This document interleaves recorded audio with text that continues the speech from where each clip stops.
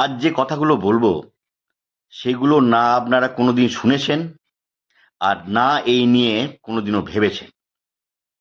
তো কালকে শিবতলায় দাঁড়িয়ে যখন আমি দেখছিলাম যে মহিলারা শিবের মাথায় জল ঢালছেন, তখন ভাবছিলাম যে এরা শিবের মাথায় জল ঢেলে কি চায়।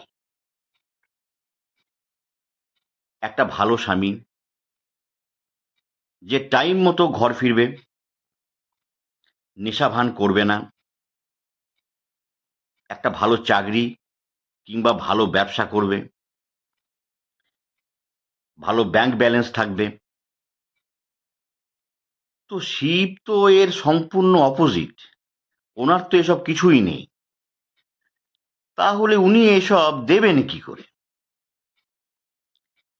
কারণ মা লক্ষ্মী বিদ্যা দিতে পারবেন না, মা সরস্বতী ধন সম্পদ দিতে পারবেন না।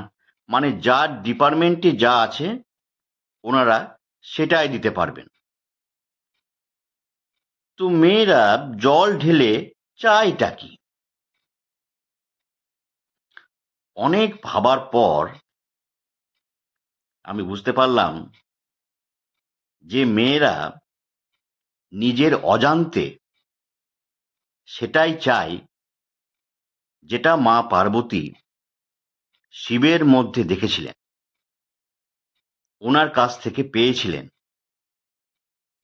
আর সেটা হলো লয়্যালটি, একটা বিশ্বাস যে তার স্বামী তাকে খুব ভালোবাসবে, তার স্বামী শুধু তাকেই ভালোবাসবে,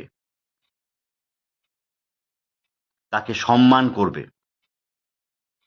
আর টাইম মতো বাড়ি ফেরা, ব্যাংক ব্যালেন্স, নেশা ভান না করা, সেটা উপরি পাওনা।